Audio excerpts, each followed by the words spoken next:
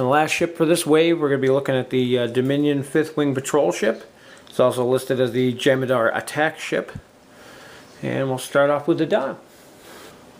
They're getting better at putting the pictures on there so you can actually see them. And like with all ships in this wave, the larger center peg hole means they turn free. They're not going to wear and scrape off like some of the starter ones did. Pretty maneuverable little ship. There's a come about maneuver in here somewhere. Yep. One thing I noticed for this expansion, almost every ship has a nearly identical maneuver dial with a couple changes to what's red and what's green. Kind of disappointing on that with all the possibilities. They were all similar style ships though. This is our named ship, the 5th Wing Patrol ship. It's unique. We have 3 attack, 2 evade, 3 hull, 3 shield, 1 tech, 2 weapon, 1 crew upgrades, 22 points.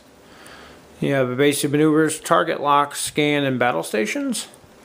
And as an action, when attacking this round, you can gain +1 attack die, but when defending this round, you lose 1 defense die. And as with the other ships from this wave, it comes with a token for use with the ship to remind you that you use that action this turn and you get the +1 attack and -1 defense. Good thing to use if you think you're going to be able to kill somebody off. The downside is you only get the +1 on your 1 attack, where the -1 is on all your defense for the turn, so it does add up. Then we have our generic. Most of the time in the shows you saw these running groups of 3. Their points costed good enough where you can. 3 attack, 2 evade, 3 hull, 2 shield, so you're losing 1 shield on there. You're losing 1 of your weapon upgrades on here, 2 points less. Same action options, and you lose the bonus there, which I don't see that bonus getting used too much, so it's really up to you whether you want the extra shield or not. These I kind of think are funny. I joke about this all the time that I don't see why they're unique, but for our captains we've got Wei Yun, 6, which is kind of respectable for Dominion so far, 4 points. You can disable him to prevent 1 of your crew upgrades from being disabled or discarded. So that's kind of a nice one. But he was a clone. They went through 5 or 6 of him in the show alone. So I still argue it's unique. We have Luran. 3 captain skill of 3, 2 points. Makes 1 of your Dominion upgrades cost 2 less squadron points. Nice if you're putting something expensive on a ship. You can cut down the points. Those torpedoes that cost 5, you can throw on there for 3. The difference is she costs the 2, so really you're getting her for free and your upgrade for 2 less. So any ship that has an upgrade, you're basically getting a free 3 skill captain for with her. And then we have just our generic Dominion captain. Still waiting on a really high skill captain for the Dominion. I know Gul Dukat's coming next wave, so we'll have to see about him.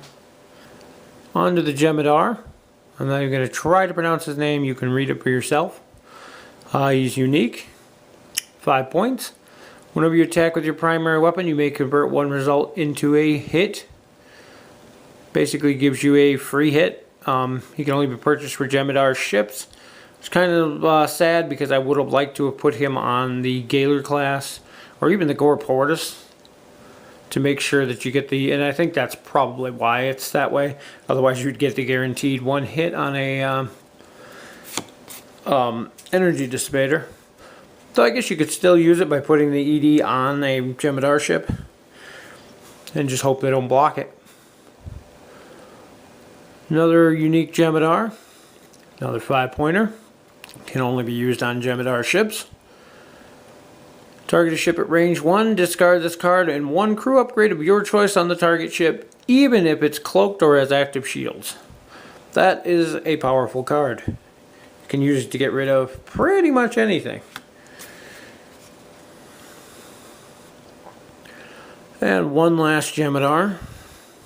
Another unique, another 5 points. Another can only be used on Jem'Hadar ships. Targeted ship at range 1, disable this card and 1 crew upgrade of your choice on that target, even if it's cloaked or has active shields. You may then use that upgrade's action, if any, as a free action this round. He's probably the most useful out of all the Jem'Hadar crewmen, just for the ability that you can steal someone else's crewman and use their ability. For weapon options, we got the standard Dominion photon torpedoes here. They have a range 1 to 3, but no real special ability. 5 dice, takes a target lock, and they can be fired from front or rear arcs. Kind of the weakest of all the torpedoes. It's nice to have the range options, but without any sort of bonus to make use of battle stations or rerolls. They kind of seem lacking compared to other torpedoes. Then we have the phased polaron beam. This is actually a really nice one. Range 1 or 2. You only get 3 attack dice. Does not require a lock though. You disable this card. And any damage inflicted by this attack ignores opponent's shields. So it's good against those Federation ships with all their shields, or a cloaked ship that may not be cloaked and has its shields up. Costs 5 extra points for any non-Jem'Hadar ship. It's a 5-point card. If you use this with a bunch of the bonuses to get you to roll extra attack dice, it can be pretty lethal to non-cloaked ships. Next we got the long-range tachyon scan. This one's kind of useful. When attacking a ship at range 3, you can spend your scan token to force the ship to roll 2 less defense dice this round. Now this actually takes your scan token, where the other normal use of it doesn't. But you could put a scan on there. Normally you get -1 to their defense. This actually gives you -2. So at range 3, it's basically canceling out the bonus device they get for range. If you use this in combination with a secondary weapon where they're not getting the bonus die at range, then it really starts to stack up and be useful.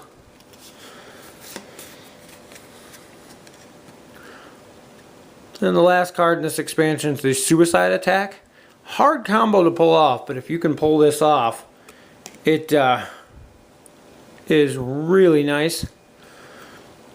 At the end of your activation phase, which is not your turn in particular, it's when everybody's done with their activation phase. So when the last Captain Skill 1 guy moves, or I mean when the highest Captain guy moves and performs their action, then you get to trigger this.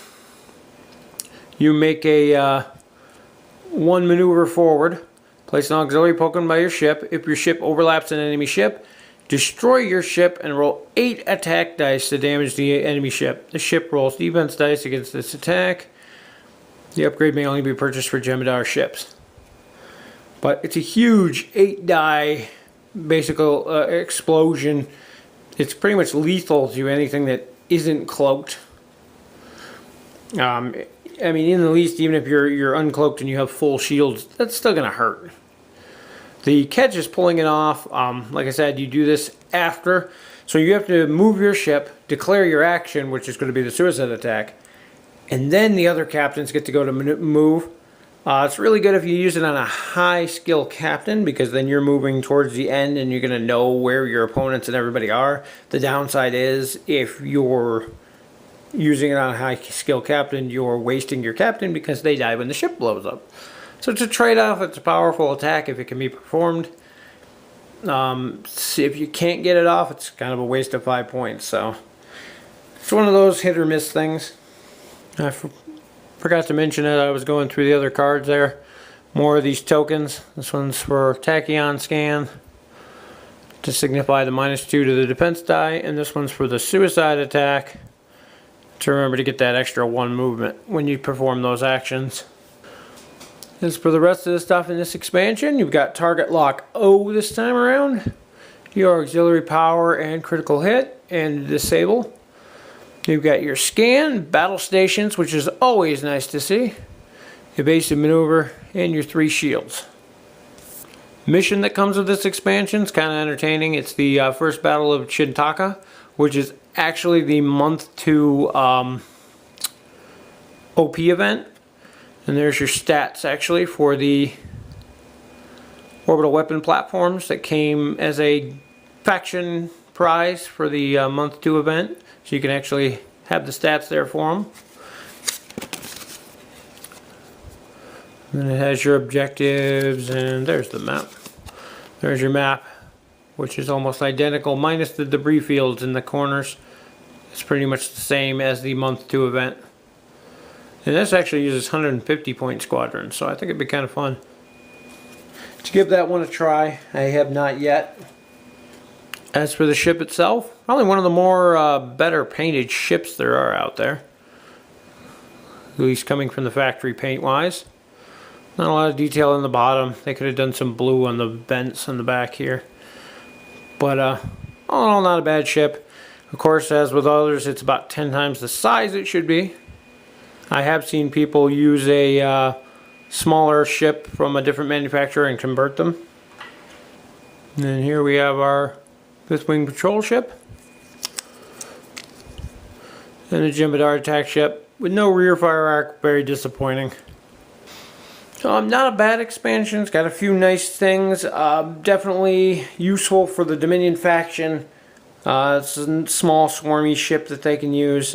Still waiting for a big ship for Dominion. They're my favorite faction right now, but lacking as far as ships go. When we get our big Keldon class Cardassian ship next month, I think it's going to be a lot better. We'll actually have a main attack ship like everyone else. But until then, a swarm of these is a pretty mean thing to go up against. And one more thing, as I mentioned in the Klingon ship video, it's one of the cards that comes with the ship. A lot of wasted space. They could have put something else on there, some extra tokens or something. Even an orbital weapons platform or two, since it comes with a mission that uses them. The first wave, all the components you needed for the mission actually came with it.